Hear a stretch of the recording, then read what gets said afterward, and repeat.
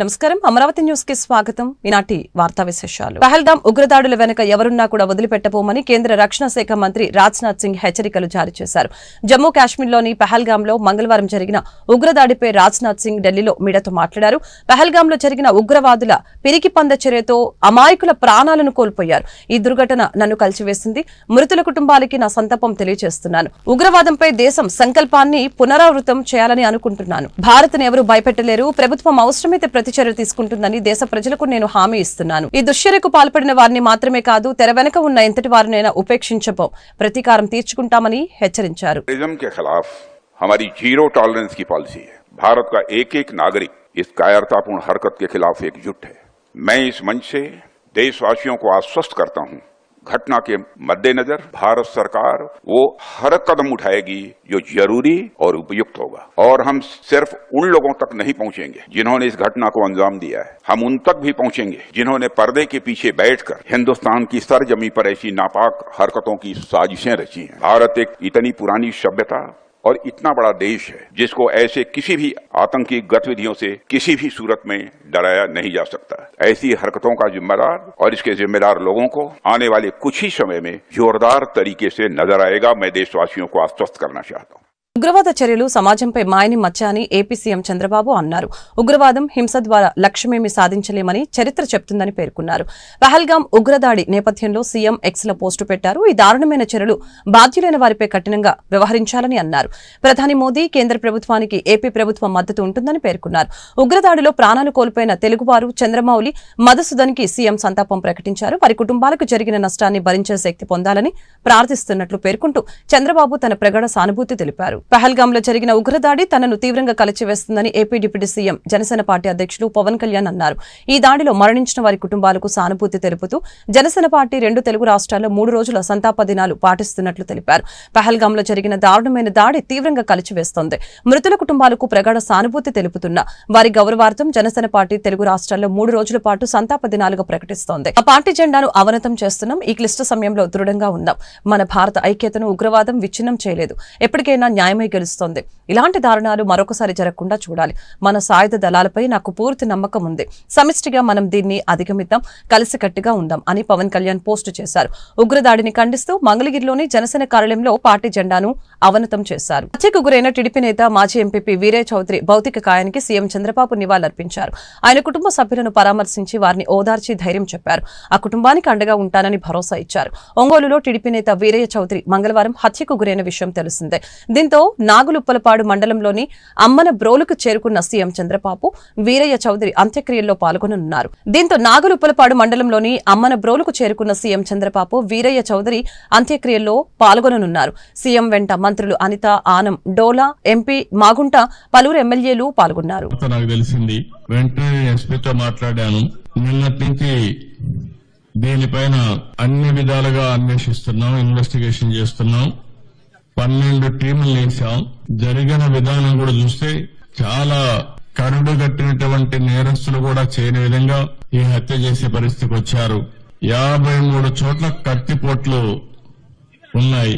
అంటే ఇది చూసిన తర్వాత ఈ రాష్ట్రంలో ఇలాంటి ఘోరమైన వ్యక్తులు కూడా ఉన్నారా అనిపిస్తుంది. ఏది ఏమైనా 12 టీంలు పనిచేస్తున్నాయి.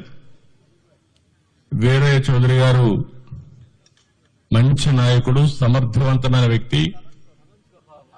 ఏదైతే యువగళం అప్పుడైతే 100 రోజులు లోకేష్ గారితో కూడా తిరిగారు. అదే సమయంలో అమరావతి రైతులు పాదయాత్రలో వచ్చేప్పుడు వాళ్ళకి అండగా నిలబడ్డాడు. అంతేకాకుండా పార్టీకి ఒక మంచి నాయకుడిగా, సమర్థవంతమైన వ్యక్తిగా ఇక్కడ పనిచేశాడు. ఈ మండలంలోనే ఒక 10,000 ఓట్ల మెజార్టీ సాధించే పరిస్థితిలో ఆయన ఉన్నాడంటే ఎంత మంచి నాయకుడు మనం అర్థం చేసుకోవాలి. ఆయన ఎన్నికలప్పుడు నేను ఇక్కడ చూడడమే కాకుండా చీరాల కూడా చూసుకోమంటే ఇక్కడ చీరాల 2 సమర్థవంతంగా చేసి 2 గెలిపించే పరిస్థితికి వచ్చారు. అలాంటి మంచి నాయకుడిని రోజు కోల్పోవడం చాలా బాధేస్తుంది.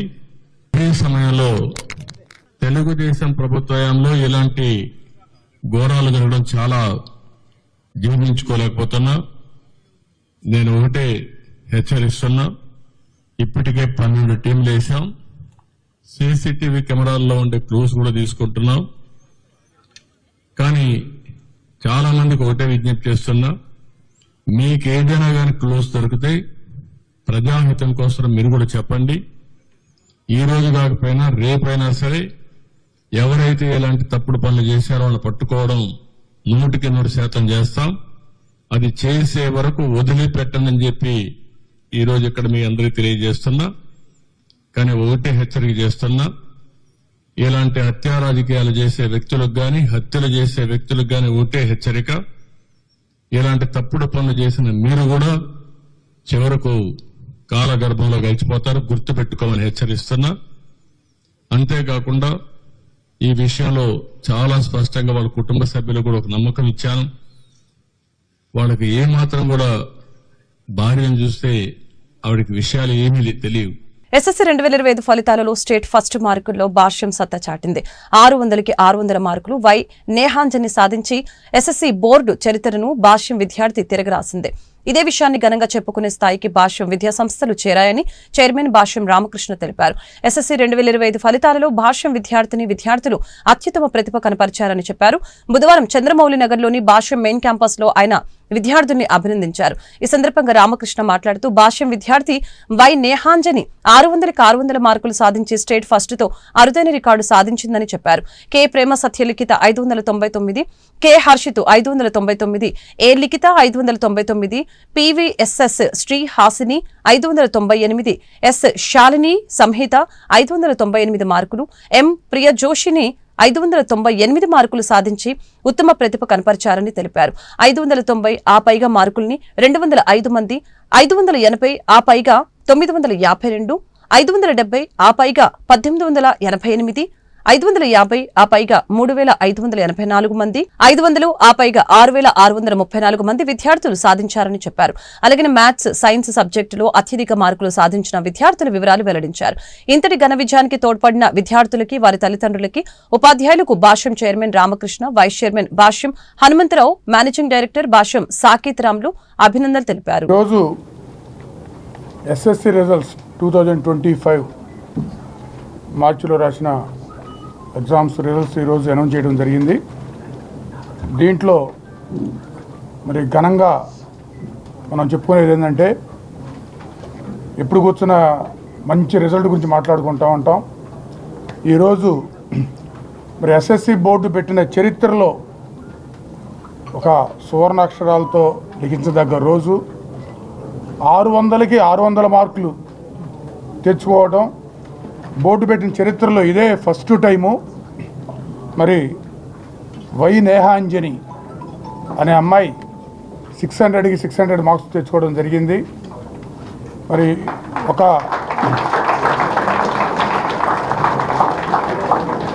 జస్ట్ మనం 4 days క్రితం మనం మాట్లాడుకుంటూ సాయి మనోజ్ఞ మరి ఇండియాలో టాప్ 24 ఫస్ట్ సెషన్లో అయితే 14 మెంబర్స్కే వచ్చింది. 100% జేఈఈ మెయిన్లో. అందులో మన ఆంధ్రప్రదేశ్లో హిస్టరీలో ఫస్ట్ టైం ఒక అమ్మాయికి రావటం అదే ఫస్ట్ అనుకున్నాం. తర్వాత ఇప్పుడు మళ్ళీ అమ్మాయి వై నేహాంజని మరి బోర్డు పెట్టిన చరిత్రలో ఆంధ్రప్రదేశ్లో మరి 600 మార్క్స్ సాధించడం మన భాష్య విద్యా సంస్థలకి గర్వకారణంగా భావిస్తున్నాం. మరి ఫస్ట్ టైం ఆ రికార్డు సాధించిన ఆ అమ్మాయికి, మరి ఆ అమ్మాయిని ప్రోత్సహించిన వాళ్ళ పేరెంట్స్, మరి చదువు చెప్పిన గురువర్యులందరికీ, మరి ప్రోత్సహించిన మిత్రులు, శ్రేయభిలాషులు అందరికీ కూడా స్పెషల్గా ధన్యవాదాలు తెలియజేస్తున్నాం. 600కి 600 కాదు, ఇంకా కే ప్రేమ సత్య లిఖిత 599 మార్క్స్ తెచ్చుకుంది. 600కి 599 మార్క్స్. ఇంకా కే హర్షిత్ 599 మార్క్స్ తెచ్చుకున్నాడు. తర్వాత ఏ లిఖిత 599 మార్క్స్. పివిఎస్ఎస్ శ్రీహాసిని 598 600కి. తర్వాత ఎస్ శాలిని సంహిత 598, ఎం ప్రియజోషిని 598. అంటే 600కి 600 నేహాంజని ఒకటి తెచ్చుకుంటే 600కి 599 ముగ్గురు తెచ్చుకోవడం జరిగింది. అట్లాగే 600కి 598 ఇంకొక ముగ్గురు తెచ్చుకోవడం జరిగింది. మరి దీన్ని బట్టి ఒక 600 కాకుండా దానికి సపోర్టింగ్గా కూడా అందరూ మంచి మంచి మార్క్స్ తెచ్చుకోవడం. అదే కాకుండా 590 అబౌవ్ 600కి 590. పొగాకు రైతుకు గిట్టుబాటు ధర కల్పించాలని మాజీ మంత్రి వైసీపీ నాయకులు మేరక నాగార్జున డిమాండ్ చేశారు. ఆ దిశగా పొగాకు వేలంలో పోటీ పెంచాలని అన్నారు. అవసరమైతే మార్కెట్ ద్వారా 30% కొనుగోలు చేయాలని కూటమి ప్రభుత్వానికి విజ్ఞప్తి చేశారు. బుధవారం టొబాకో బోర్డు ఎగ్జిక్యూటివ్ డైరెక్టర్ కి మేరక నాగార్జున విజ్ఞాపన పత్రం అందజేశారు. అనంతరం ఆయన మీడియాతో మాట్లాడారు. కూటమి ప్రభుత్వం పొగాకు రైతులను ఆదుకోవాలని అన్నారు. జగన్ సీఎంగా ఉన్న సమయంలో పొగాకు రైతు నష్టపోలేదని గుర్తు చేశారు. కూటమి ప్రభుత్వ పాలనలో పొగాకు రైతుకు గిట్టుబాటు ధర లేదని ఆరోపించారు. ఈ విషయంలో చంద్రబాబుకి దోమ కుట్టినట్లయినా లేదని మండిపడ్డారు. రైతు పండించిన ప్రతి పంటకు గిట్టుబాటు ధర కల్పించాలని ఆయన డిమాండ్ చేశారు. ఈ కార్యక్రమంలో పొగాకు బోర్డు మాజీ డైరెక్టర్ మారెడ్డి సుబ్బారెడ్డి తదితరులు పాల్గొన్నారు. టొబాకో బోర్డు ఎగ్జిక్యూటివ్ డైరెక్టర్ గారిని నాతో పాటు మాజీ టొబాకో బోర్డు డైరెక్టర్ పెద్దలు గౌరవనీయులు మారెడ్డి సుబ్బారెడ్డి గారు, వీరు ఒకప్పుడు పొగాకు రైతుల కోసం జైలు జీవితం కూడా చేసినటువంటి వ్యక్తి, పొగాకు మీద పట్టున్నటువంటి వ్యక్తి. అలాగే వైఎస్ఆర్ కాంగ్రెస్ పార్టీ బాపట్ల జిల్లాకు సంబంధించి రైతు విభాగానికి అధ్యక్షులు శ్రీనివాసరెడ్డి గారు, మేము కలిసి ఈరోజు ఈడీ గారిని కలవటం జరిగింది. మేము వెళ్ళిన అంశం, ఈ రాష్ట్రంలో రైతు సంక్షేమం బాగుండాలా, ఏ పంట వేసుకున్నా రైతు సుభిక్షంగా ఉండాలనేదే మా నాయకుడు జగన్మోహన్ రెడ్డి గారి యొక్క కోరిక. ఒక ప్రక్క వ్యవసాయం చేసిన రైతు, వరి వేసిన రైతు ఉరేసుకునే స్థితికి వచ్చింది. పండించిన పంటను కూడా కొనే పరిస్థితుల్లో లేరు. రెండో పంట మీ అందరూ చూశారు, మీరందరూ కూడా చాలా శ్రమపడ్డారు. ఈ మధ్య గుంటూరు మిర్చియార్డుకి ప్రతిపక్ష నాయకులు, మా అధినాయకుడు వచ్చినప్పుడు రైతుల వేదన, కన్నీటి గాథ మీరు చూశారు. కానీ ఈరోజుకి నిమ్మకు నీరెత్తినట్టు రాష్ట్ర ప్రభుత్వం నడుస్తూనే ఉంది. ఏ సహాయము వరికి జరగల, ఏ సహాయము మిర్చి రైతులకు జరగల, ఏ సహాయము శనగేసుకున్న రైతులకు జరగల. ఈరోజు అప్లాండ్స్లో రాష్ట్ర వ్యాప్తంగా పొగాకు వేసుకునే రైతు వెతలు తీర్చే నాదుడు లేడు అని చెప్పాలనే ఉద్దేశంతో పర్టికులర్గా ఆ పొగాకుని కొని, ఆ పొగాకుని మరి ఈరోజు హ్యాండ్లింగ్ చేసే ఈ బోర్డు ఈడీ గారి దగ్గరకు వచ్చి, ఇది వరకు పొగాకు జగన్మోహన్ రెడ్డి గారు ముఖ్యమంత్రిగా ఉన్నప్పుడు పొగాకు పండించిన రైతు ధైర్యంగా పంట పండించి అమ్ముకున్నటువంటి పరిస్థితి ఉంది. దరిదాపు 36,000 38,000 క్వింటాల్కి అమ్మినటువంటి పరిస్థితి ఉంది. ఏ రైతు నష్టపోలేదు. పొగాకేసుకునేదల్లా కౌలు రైతులు, కూలి చేసుకునేవాళ్ళు, చిన్న చిన్న కుటుంబాల వాళ్ళు భార్యల పుస్తులు తాకట్టు పెట్టి వ్యవసాయం చేసి పొగాకేసుకుంటుంటే ఈరోజు పొగాకు ధర లేదు. ప్రభుత్వం నిమ్మకు నీరెత్తినట్టుంది. చంద్రబాబు నాయుడు గారి కనీసం దోమ గుట్టినట్టు కూడా లేదు. అయినా ఈ పొగాకు సంబంధించి ఆయన ఇంతకుముందు మా వేలం కేంద్రాలన్నీ వేలం కేంద్రాలు విజిట్ చేసి అక్కడ రైతుల బాధలు, రైతులను ప్రత్యక్షంగా కలిసి మీకు విన్నవిస్తున్నారు. సార్ అడిగింది ఒకటే, తిరస్కరణ బేళ్లు తగ్గించండి, వ్యాపారస్తులు ఎక్కువ మంది వేలంలో పాల్గొనే విధంగా చెయ్యండి అన్న వెంటనే మేడం గారు స్పందించారు. ఏమని చెప్పారంటే, వ్యాపారస్తులతో నేను మాట్లాడతాను, మీ యొక్క విన్నపాన్ని నేను త్వరలో దీన్ని సాల్వ్ చేస్తానండి అని చెప్పారు. తర్వాత సార్ ఒకటి అడిగారు, ఏమండి మార్కెట్ని రంగంలో దించే విషయం మేము ప్రయత్నం చేస్తాం, బోర్డు వద్ద అమౌంట్ ఉంది కదా దాన్ని చేయండి అని చెప్పారు. కొన్ని అవసరమైతే మీరు మార్కెట్ ఇంటర్వ్యూకి కావాలి అని చెప్పారు.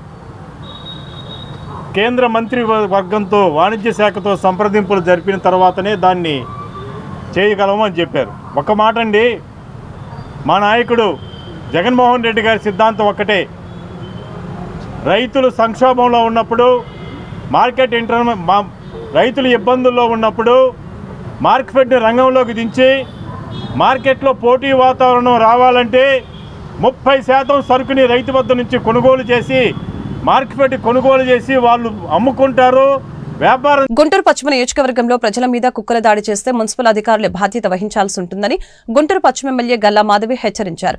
బుధవారం గుంటూరు పశ్చిమ నియోజకవర్గ కార్యాలయంలో ప్రజల నుంచి ఎమ్మెల్యే గల్లా మాధవి అర్జీలు స్వీకరించారు. ఆయా సమస్యల్ని తక్షణమే పరిష్కరించాలని సంబంధిత అధికారుల్ని ఎమ్మెల్యే ఆదేశించారు. అనంతరం ఆమె మీడియాతో మాట్లాడారు. ముఖ్యమంత్రి నారా చంద్రబాబు నాయుడు ఆదేశాలతో ప్రతి బుధవారం గ్రీవెన్స్ డే నిర్వహిస్తున్నామని చెప్పారు. ప్రజా సమస్యల్ని పరిష్కరించడమే తొలి ప్రాధాన్యతగా తీసుకుంటున్నామని స్పష్టం చేశారు. కూటమి పాలనలో ప్రజలందరూ కూడా సంతోషంగా ఉన్నారని చెప్పారు. అర్హులైన వారందరికీ సంక్షేమ ఫలాలు అందిస్తున్నామని పేర్కొన్నారు. గత వైసీపీ ప్రభుత్వం చేసిన విధ్వంసం నుంచి రాష్ట్ర పునర్నిర్మాణాన్ని సీఎం చంద్రబాబు ఒక యజ్ఞంలో చేస్తున్నారని గుర్తు చేశారు. గుంటూరు నగరవాసులు ఎదుర్కొంటున్న కుక్కల బెడద నుంచి పూర్తిగా రక్షణ కల్పిస్తామని ఎమ్మెల్యే భరోసానిచ్చారు. P4తో పేదరికంపై విజయం సాధిస్తామని ఈ సందర్భంగా తెలియజేశారు. అలాగనే మెరుగైన మౌలిక వసతులతో పాటు కనీస సౌకర్యాలు కల్పిస్తామని అన్నారు. మనకి కార్పొరేషన్ నుంచి మన కౌన్సిల్ మీటింగ్ కి నేను ఒక ప్రశ్న పంపించడం జరిగిందండి. ఈ కుక్కల నియంత్రణ కానివ్వండి, ఈ కుక్కల పట్ల ఎలాంటి చర్యలు తీసుకుంటున్నారు అని చెప్పి ఒక క్వశ్చన్ అడగడం జరిగింది. వారు నాకు కుక్కల నియంత్రణ అదేవిధంగా వ్యాక్సినేషన్ పరంగా ఆన్సర్ చేయడం జరిగింది. అయితే దీనికి నియంత్రణమో లేదంటే వ్యాక్సినేషనో సమాధానం కాదండి. దీనికి ప్రత్యేకమైన శ్రద్ధ పెట్టాలి. ఎందుకంటే కుక్కలు అనేవి వాటిని నియంత్రించడం వల్ల వచ్చిన ఉపయోగం అంటూ ఏది ఉండదు.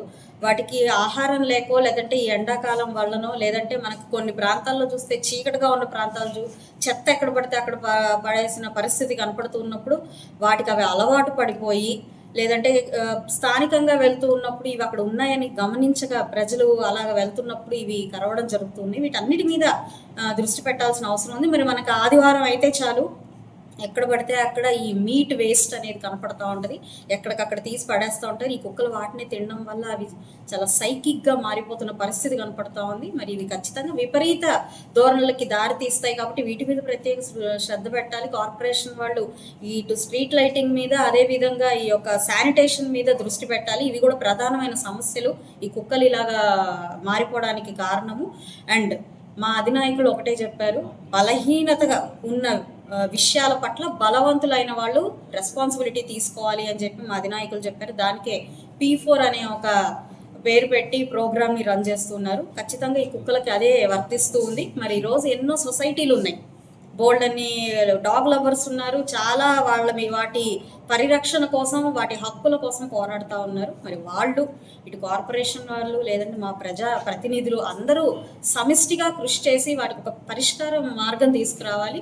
నేను సూచించే పరిష్కారం ఒకటండి, వాటికి ఒక స్థలం కార్పొరేషన్ వాళ్ళు కేటాయిస్తే ఖచ్చితంగా వాటి ఆలనా పాలన ఈ డాగ్ లవర్స్ అందరూ తీసుకుంటే, మా ప్రజాప్రతినిధులు నిరంతరం సమీక్ష చేస్తూ ఉంటే ఖచ్చితంగా దీనికి ఒక పరిష్కారం వస్తుంది తప్ప వీటిని వీధుల్లో వదిలేసి ఏదో నామమాత్రం చేత ఈ వ్యాక్సిన్లని లేదంటే కుటుంబ నియంత్రణలని చేయడం వల్ల మాత్రం ఎటువంటి ఉపయోగం లేదు.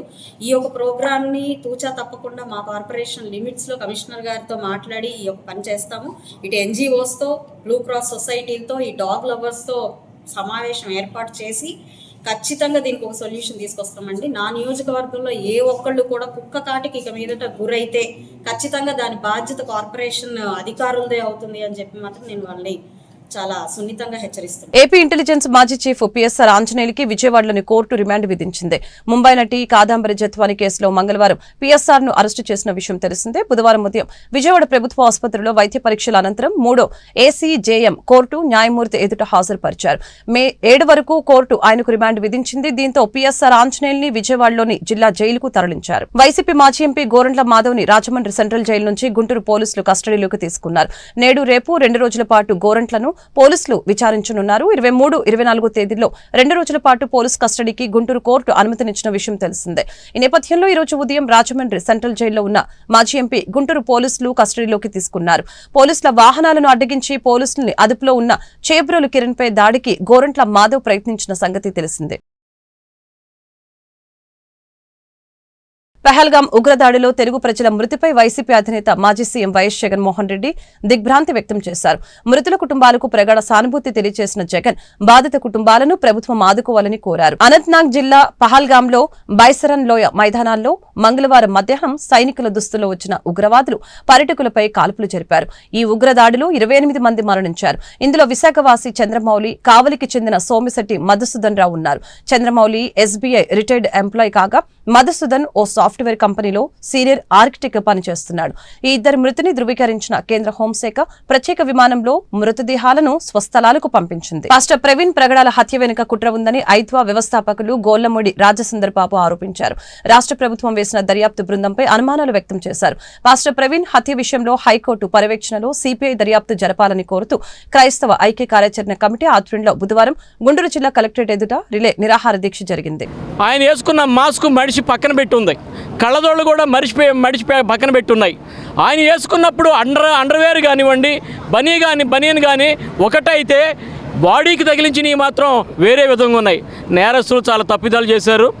ఈ ఎవరైతే ఈ సిట్ చేశారో విచారణ, అది సరైన విచారణ కాదు.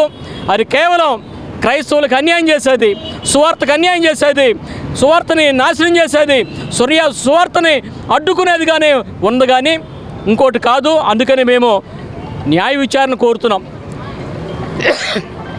2000 మార్చి 30వ తారీఖున 10,000 మంది గుంటూరు పట్టణంలో ర్యాలీ జరిపి పలు సంఘాల ఆధ్వర్యంలో మేము కలెక్టర్ గారికి వినతిపత్రం ఇచ్చాం. కలెక్టర్ గారు కూడా మరి ప్రభుత్వానికి రాశారు. చీఫ్ సెక్రటరీ గారికి 4వ తారీఖున ఇచ్చాం, ఏప్రిల్ 4న. మళ్ళీ ఏప్రిల్ 21వ తారీఖున చీఫ్ సెక్రటరీకి, సోషల్ వెల్ఫేర్ సెక్రటరీకి, అట్లాగనే హోమ్ సెక్రటరీకి, సంక్షేమ శాఖ సెక్రటరీకి కూడా వినతిపత్రాలు ఇచ్చాం. ప్రభుత్వం వెంటనే జ్యుడిషియల్ విచారణ with high court judge and his supervision, a CBI inquiry must be established. High court judge యొక్క పర్యవేక్షణలో సిబిఐ దర్యాప్తుని సీనియర్ సిబిఐ అధికారుల చేత దర్యాప్తు కనుక జరిపితే ఎవరు చంపారనేది వచ్చింది, ఎందుకు చంపారనేది కూడా వచ్చింది. ఈ మధ్యకాలంలో 16 రాష్ట్రాల్లో మత మార్పిడి చట్టాన్ని కొన్ని రాష్ట్రాల్లో చేస్తే దానికి వ్యతిరేకంగా మరి పాస్టర్ ప్రవీణ్ గారు సుప్రీంకోర్టులో ఒక పిటిషన్ వేశారు. దాంతోపాటు ఒక 400 మంది కూడా ఈయన వ్యతిరేకులు పిటిషన్ వేశారు. ఈ నెల ఇదే రోజున సుప్రీంకోర్టులో వ్యాజ్యానికి రానున్నది ఏంటంటే ఈలోగా ఆయన్ని చంపేశారు. ఆయన యొక్క ల్యాప్టాప్లో 1805 సంవత్సరం నుంచి క్రైస్తవ మిషనరీలు ఈ భారతదేశంలో చేసిన అన్ని విషయాలు పొందుపరచబడి ఉన్నాయి, సేకరించాడు ఆయన. అవి గనక సుప్రీంకోర్టు ముందు గనక పెడితే ఖచ్చితంగా ఈ కేసు గెలుస్తారు. రాజ్యాంగ విరుద్ధమైన మత మార్పిడుల చట్టం ఆగిపోతుందని విధానంలోనే మతోన్మాదులు ఆయన చంపేశారు. తనని ఎవరు చంపుతారో కూడా ఆయన వీడియో చేశారు. కాకినాడ ఆంధ్రప్రదేశ్ ప్రభుత్వం వెల్లడించిన ఎస్ఎస్సీ 2024-25 ఫలితాలలో గుంటూరు బాసర కాన్సెప్ట్ స్కూల్ విద్యార్థులు అత్యుత్తమ ఫలితాలను సాధించినట్లు బాసర విద్యాసంస్థల చైర్మన్ సాతినేని మురళీమోహన్ రావు తెలిపారు. గుంటూరు బాసర కాన్సెప్ట్ స్కూల్లో ఏర్పాటు చేసిన మీడియా సమావేశంలో బాసర విద్యాసంస్థల చైర్మన్ సాతినేని మురళీమోహన్ రావు మాట్లాడారు. అత్యుత్తమ ర్యాంకులను సాధించిన విద్యార్థుల వివరాలు వెల్లడించారు. 577, 573, 572, 570 అత్యుత్తమ మార్కులతో సహా పరీక్షకు హాజరైన విద్యార్థుల్లో 50% మందికి పైగా విద్యార్థులు 500కు పైగా మార్కులు సాధించినట్లు తెలిపారు. 199% విద్యార్థులు ఉత్తీర్ణులయ్యారని ఆయన వెల్లడించారు. అద్భుతమైన ఫలితాలను సాధించిన విద్యార్థుల్ని కారణమైన ఉపాధ్యాయేతర సిబ్బందిని మరియు విద్యార్థుల తల్లిదండ్రుల్ని ఈ సందర్భంగా వారు అభినందించారు. 2024-25 ఎస్ఎస్సి పరీక్షా ఫలితాలలో మా బాసరా విద్యార్థుల ప్రభంజనం.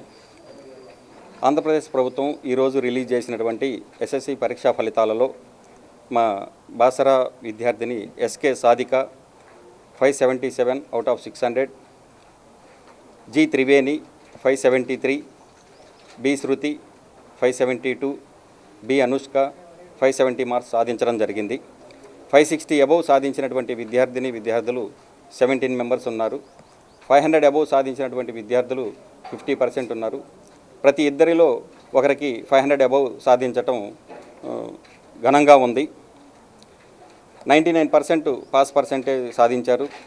ఇంతటి ఘన విజయానికి కారణం మా విద్యా సంస్థ అవలంబిస్తున్నటువంటి పటిష్టమైనటువంటి ప్రణాళిక, మా అధ్యాపకుల మరియు ప్రిన్సిపల్స్ నిరంతర పర్యవేక్షణ, మా అధ్యాపకుల కృషి, మా విద్యార్థుల పట్టుదల, వారి తల్లిదండ్రుల ఆదరాభిమానం.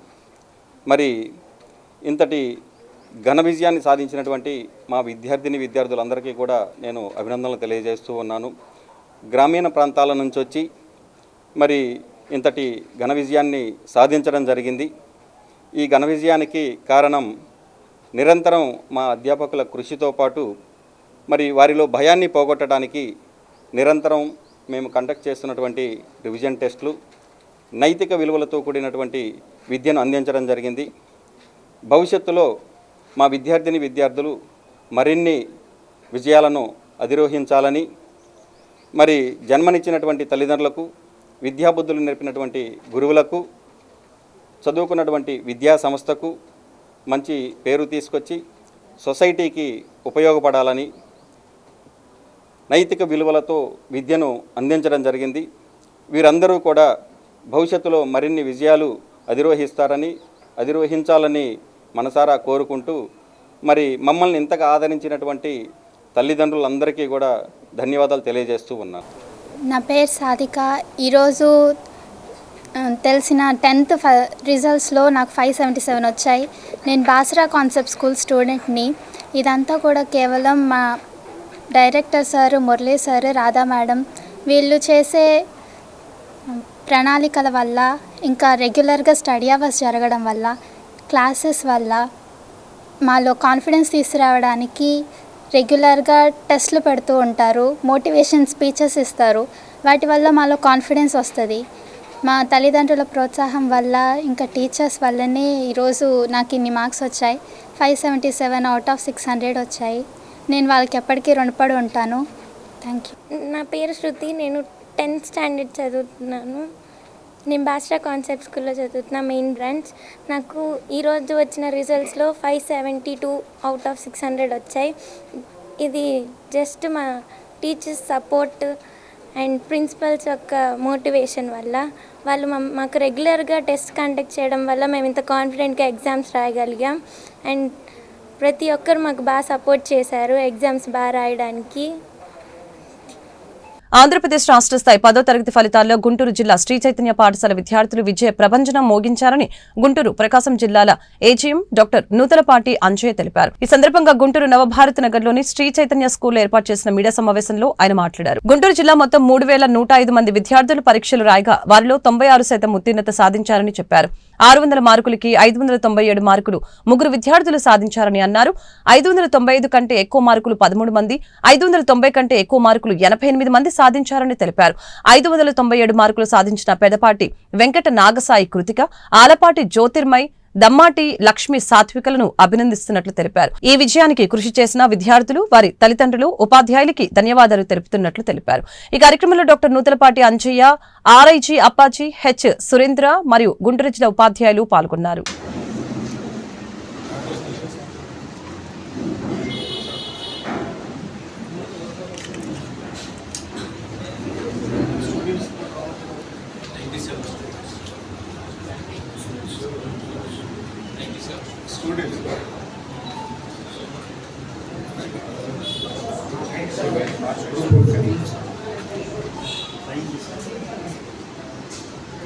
ఇక్కడ విచ్చేసినటువంటి ర్యాంకర్లకు,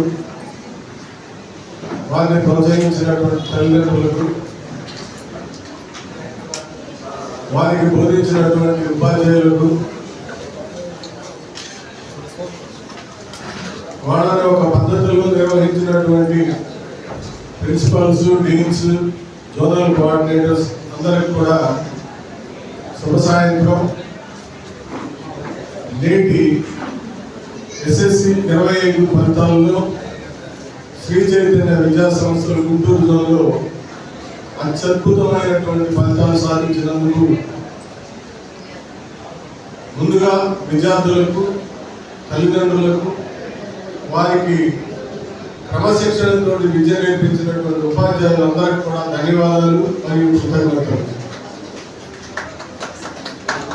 ఇటువంటి అత్యద్భుతమైనటువంటి ఫలితాలు నిజంగా ఇంతకు ముందు సంవత్సరాలు ఎప్పుడు చూడలేదు. ఇంతకుముందు మంచి ఫలితాలు వచ్చాయి. బాపట్లలోను మరియు నరసరావుపేటలో కూడా స్టేట్ ర్యాంక్స్ వచ్చాయి. 597కే ఫస్ట్ ర్యాంక్ వచ్చింది. కానీ లాస్ట్ స్టూడెంట్ వరకు కూడా చూస్తే ఈ సంవత్సరం సగటు మార్కు 600కి 500 మార్కు. ఎంత అద్భుతమైనటువంటి ఫలితాలంటే ఈ జోన్ మొత్తంలో 3,105 మంది విద్యార్థులు రాస్తే ప్రతి విద్యార్థి కూడా తీసుకుంటే సగటు మార్కు 500. ఈ 600కి 597 మార్కులు ఇచ్చినటువంటి వాళ్ళు 3 ఉన్నారు. ముందూరు నుంచి 2, అలాగే సత్తెనపల్లి నుంచి 1. ఈ ఒక్క గుంటూరు టౌన్ తీసుకుంటే 595 పైన ఉన్న వాళ్ళు 21 మంది ఉన్నారు. అలాగే జిల్లా మొత్తం తీసుకుంటే 101 మంది ఉన్నారు. సో ఇంత అద్భుతమైనటువంటి రిజల్ట్స్ ఇచ్చినటువంటి విద్యార్థులకు మరొకసారి ఉపాధ్యాయులకు కూడా ధన్యవాదాలు తెలుపుతాము. వార్తలు ఇంతటితో సమాప్తం. మరొక బులెటిన్లో మళ్ళీ కలుద్దాం. నమస్కారం.